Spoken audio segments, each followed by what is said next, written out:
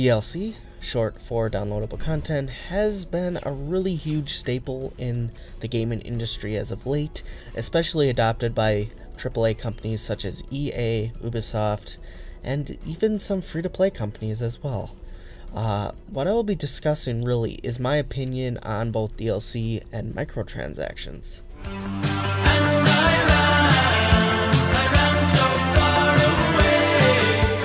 The biggest reason that I'm making this video is because I've recently gotten Battlefield 4. And you know, Battlefield 4 was published by EA and was developed by DICE, and I'm sure many of you know that EA has terrible DLC policies that are not that bad, but sometimes you can look at their practices and just cringe so hard. I mean, right now they're releasing shortcut kits for those that do not want to play the game to open weapons, which I feel really lessens the value of actually playing the game, because many games require you to level up in order to grab weapons, but if you're given all the weapons at the start, what is the use of even playing? I feel that having a goal to unlock a weapon that you really want to play, that you've seen someone else play, is like a really good way to keep replayability. But if you're going to add a shortcut kit that allows you to just get everything, and I mean everything, like for $34, maybe less than the price of the game, you get everything, level 1, you don't have to do anything for it, but you get everything. I feel that it's really so demeaning towards those that actually play the video game. And this is the reason why it kind of inspired me to really just make this video, just to kind of get something off my chest.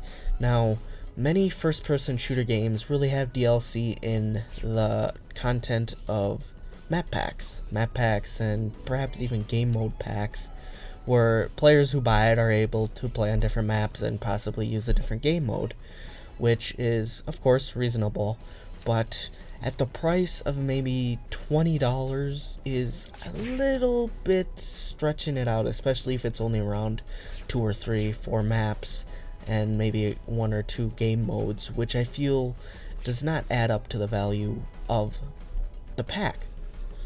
Now, if the company actually worked to put more effort into making the maps and to add more maps into the pack and more game modes to make it more of a map pack rather than just a map, DLC wouldn't probably be as frowned upon, especially in the shooters area, as there's multiple types of DLC for many games as well. But for this specific genre, if they actually worked to make more quality and quantity in their map packs, $20 wouldn't seem so far off. Or if they don't really want to do that, just lower the price down to maybe $10, even $5 would probably get a lot more money, more income in, because more people are willing to buy something that costs $5 than $20 for something that probably isn't even worth it. Now, there's also the disgusting idea of making a game unfinished, then finish it through DLC just to make a little bit more profit. And I feel that many companies are actually doing that just for that little bit extra profit, when I feel that if they actually worked hard enough to make the game as polished and as finished as possible, they would get so many more buyers. More people would be willing to buy the DLC, as they would enjoy the game more because it's actually finished, rather than, you know, an unfinished game. Then you're forced to buy DLC if you really want to experience the whole thing, which I feel, as I said before, it's really disgusting practice. It makes you not really want to trust any more companies anymore. Like, I have a very hard time buying new games. Like, I'll see reviews, but then I'll see all this DLC, and I'll be like, no, sorry, I cannot support a company that has more money in DLC than the entire game. It's just disgusting. Now, because a majority of my discussion so far has been on BF4 and Call of Duty around this online paid shooters, now we're going to talk more around the RPG and the MMORPG with both expansion packs / DLC and microtransactions. Now, DLC for most RPG games are normally actually fairly good, as they still have a really fairly finished game, and the DLC is made to add more content after you actually beat the main content slash storyline, and sometimes it works for those in between as well. Normally giving you perks or new skills, and just a new area to explore after you finish. And normally these aren't bad unless, of course, as said before, if they make an unfinished game and release DLC as a way to make more money off the game, which is, of course, as I said before, disgusting. Now, microtransactions for free games, freemium, I should say, are games that have a completely base free game, so everything, most of the content is actually free. Most of the main concepts and game mechanics are free, but then there's also a chance to pay for the game to get extra cosmetic items. Most shooters have it so you can get cosmetic weapons, but there's also the fact of getting an advantage, also known as pay to win. Now, pay to win is a term developed by free-to-play gamers to describe games that allow you to purchase advantages over other players, which essentially makes it easier for to win, therefore pay to win. And many online games, especially shooters such as Combat Arms, Soldier Front, there's many games that have this type of advantage where if you spend money you can get a better weapon and kill people. Some RPGs do this where you can get better armor and weapons than the other player.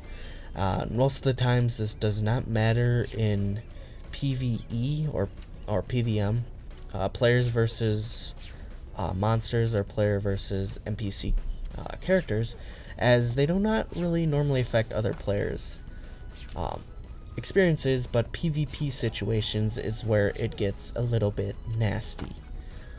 Now, there are actually some good sources of microtransactions, and most of them come from games such as League of Legends, Team Fortress 2, Hat Fortress 2, and yeah, many games that really have cosmetic DLC over game-changing DLC is really the difference. Like, it makes the game so much better, it makes it so much more manageable, and it just makes the experience so much better for the player and everyone else. Now, overall, if companies would work more on their DLC while not cutting the main game just so they can release DLC, I think DLC practices could make a comeback if they actually work on it. BF4 has alright DLC practices with their map packs and game packs, but other expansions, like such as The Sims 4, oh god, they cut back a lot of shit just so they can make DLC for the game. And if they keep microtransactions towards cosmetics or non-game changing weaponry or, items, we can probably see a change in the gaming industry for the good instead of the bad, as lately the gaming industry has been going downhill extremely hard. Well, that was it for the video. I hope you enjoyed it. It's one of my first videos of this type. I'm going to be probably doing more of these, as I'm really enjoying doing these sometimes, because I really need to get more videos out. I haven't made any videos in a while. So yeah, thank you guys for watching, and have an amazing day. Don't forget to follow and subscribe. Thanks.